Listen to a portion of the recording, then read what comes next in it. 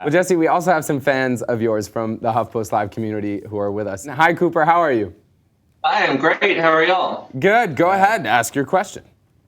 Hey, Jesse, do the writers feel that they have any special responsibility to portray gay parents or gay characters in a special way, better way, Uber dads, or is that even discussed at all?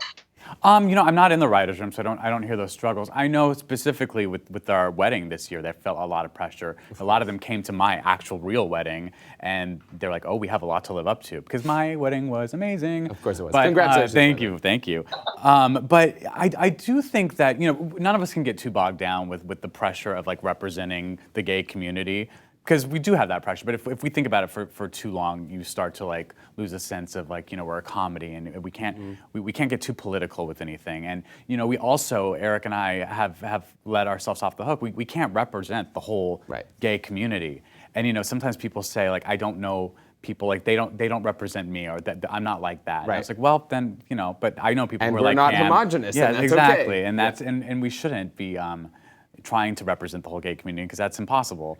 But I feel like we just have to focus on representing these two people to the best of our ability. Yeah. And the writers certainly do a really good job with that. And I'm sure they feel the pressure, probably more than we do. Yeah, I love it. You're like, I don't have to deal with that part. That's why I'm really happy. It's like one of the great parts of my job is that I can show up and read really funny material that they wrote. Well, it's funny. You were saying that about not representing the whole community. It makes me think of Ellen's stand-up. I was watching it a couple years ago, and at the end, she's speaking to the audience, and she's like, she's not our leader. Like, they're eventually going to say, well, what? She didn't make a single gay joke, or she didn't make a gay joke that spoke to me. And there is that pressure inherently, but I think it makes sense as to why you don't focus on it. Oprah Winfrey has said that sometimes she feels like she has to represent the entire Black community, and like so there is that pressure, and you just can't get too wrapped up in it. In all seriousness, we talk about criticism. You talk about at the beginning not necessarily being nervous. Maybe you should have been more nervous, and that there wasn't a lot of criticism around these issues, and yet. Now, for example, we have this headline in the HuffPost, Modern Family is poison because of its portrayal of gay relationships, Brian Fisher declares. I love this word. Let me just scroll down. And if we can, I'm going to highlight this. Modern Family, Fisher said, is designed to make you think that same-sex households are wonderful and the optimum nurturing environment for children, which depicting heterosexual marriage as bondage, dreary, and gloomy.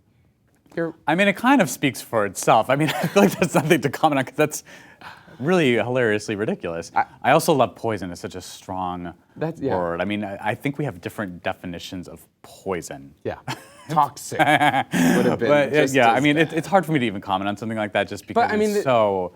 And that's do you think it's just so passé, or is it just intentionally trying to polarize society? Or I think a lot of it is we obviously live in a free country, and there are people with very different opinions than mine, and they have the freedom to voice that, and you just have to kind of allow it to roll off your back, as my favorite drag queen Jinx Monsoon says. Water off a duck's back.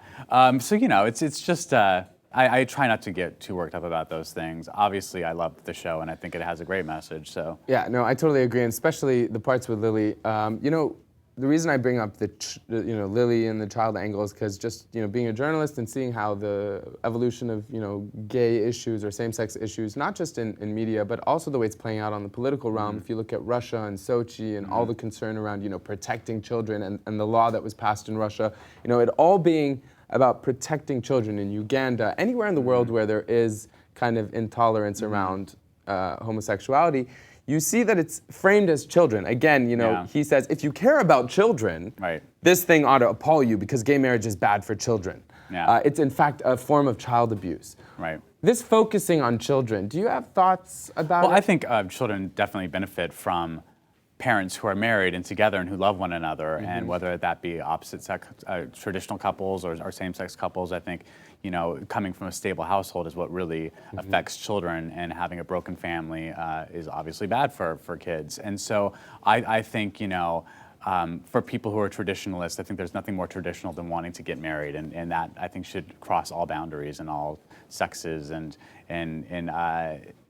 cultures and religions and everything. Yeah. It's a huge task to worry about all these different factions of the opposite side. So I try not to focus too much on that as a whole. But yeah, there is a lot of work that we still have to do to work toward equality. Jim Parsons' character started as so asexual and didn't even know if he wanted to have a relationship with this person. So it's a very big deal for him to initiate it. It starts as kind of an upset, moment where he's trying to kind of teach Amy a lesson, and it becomes, awkwardly sweet.